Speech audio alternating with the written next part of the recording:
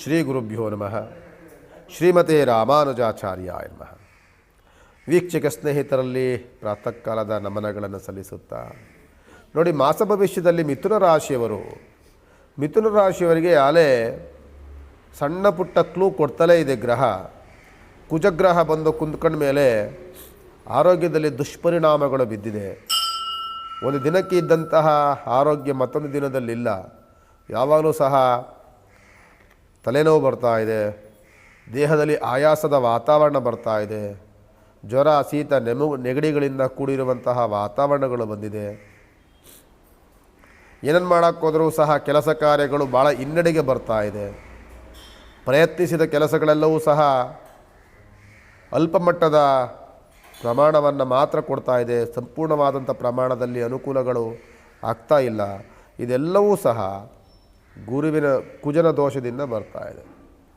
ಮಿಥುನ ರಾಶಿಯವರಿಗೆ ಗುರುಬಲವೂ ಇಲ್ಲ. ದ್ವಾದಶದಲ್ಲಿ ಗುರುಬಲ ಬಂದಾಗ ಏನೇ ಕೆಲಸ ಕಾರ್ಯಗಳು ಮಾಡಬೇಕು ಅಂತಂದರೆ ಆ ಕೆಲಸ ಕಾರ್ಯಗಳು ಹಿನ್ನಡೆಗೆ ಬೀಳ್ತಾ ಇದೆ.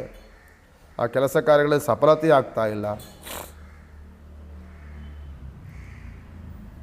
ಮಿಥುನ ರಾಶಿಯವರಿಗೆ ಗುರುಬಲವೂ ಇಲ್ಲ, ಇನ್ನು ಕುಜ ಬಲದ ಅನುಗ್ರಹವೂ ಇಲ್ಲ. ಆದ್ದರಿಂದ ಇವೆರಡು ಗ್ರಹಗಳು ಅತ್ಯಂತ ಮಾರಕವಾಗಿದೆ ಮಿಥುನ ರಾಶಿಯವರಿಗೆ. ಆರೋಗ್ಯದ ವ್ಯತ್ಯಾಸದಲ್ಲಿ, ಹಣಕಾಸಿನ ವಿಚಾರದಲ್ಲಿ, ಹೊಸ ಕೆಲಸಗಳ ಆರಂಭಗಳಲ್ಲಿ ಅಷ್ಟೂ ಸಹ ನಷ್ಟವನ್ನು, ಕಷ್ಟವನ್ನು, ಸಮಸ್ಯೆಯನ್ನು, ಸಂಕಷ್ಟವನ್ನು ಉಂಟು ಮಾಡ್ತಾ ಇರುವಂತಹ ಮಿಥುನ ರಾಶಿಯವರು ಏನು ಮಾಡಬೇಕು ಅಂತ ಅಂದರೆ ಅನನ್ಯವಾಗಿ ಅವರು ಸುಬ್ರಹ್ಮಣ್ಯ ಸ್ವಾಮಿ ಧ್ಯಾನವನ್ನು ಖಂಡಿತವಾಗಿ ಮಾಡಬೇಕು.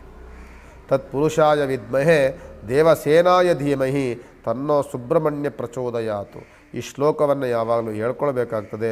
ಸುಬ್ರಹ್ಮಣ್ಯ ಸ್ವಾಮಿ ಕುಜನಿಗೆ ಅತ್ಯಂತ ಪ್ರಿಯವಾಗಿರುವಂತಹ ತೊಗರಿಬೇಳೆಯನ್ನು, ಗುರುವಿಗೆ ಸಂಬಂಧಪಟ್ಟಂತಹ ಕಡಲೆಕಾಳನ್ನು ಯಾವಾಗಲೂ ಸಹ ನೀವು ಎಲ್ಲಿ ಹತ್ತಿರದಲ್ಲಿರುವಂತಹ ದೇವಸ್ಥಾನ ಅಂದರೆ ಮಹಾಗಣಪತಿ ದೇವಸ್ಥಾನವಾಗಿರ್ಬೋದು, ಸುಬ್ರಹ್ಮಣ್ಯ ಸ್ವಾಮಿ ದೇವಸ್ಥಾನವಾಗಿರ್ಬೋದು, ಅಲ್ಲಿ ಹೋಗಿ ಅದನ್ನು ದಾನ ಕೊಟ್ಟು ನಿಮ್ಮ ಹೆಸರಿನಲ್ಲಿ ಒಂದು ಅರ್ಚನೆ ಮಾಡಿ ಪ್ರತಿ ಗುರುವಾರ ಪ್ರತಿ ಬುಧವಾರ ಸಾಧ್ಯವಾದರೆ ಹೋಗಿ ನಿಮಗೆ ಆದಷ್ಟು ಸಹ ಆರೋಗ್ಯದ ಚೇತರಿಕೆಗಳು ಮತ್ತು ಆಗುವಂಥ ಸಣ್ಣ ಪುಟ್ಟ ಅನಿಷ್ಟಗಳಿಂದ ವಿಮುಕ್ತರಾಗಲಿಕ್ಕೆ ಖಂಡಿತವಾಗಿ ಇದು ನಿಮಗೆ ಸಹಕಾರವಾಗುತ್ತೆ ಅಂತ ಹೇಳ್ತಾ ಮಿಥುನ ರಾಶಿಯ ಫಲಕ್ಕೆ ಮಂಗಳವನ್ನಾಡ್ತೇವೆ. ಭಗವಂತ ನಿಮಗೆ ಒಳಿತನ್ನು ಮಾಡಲಿ.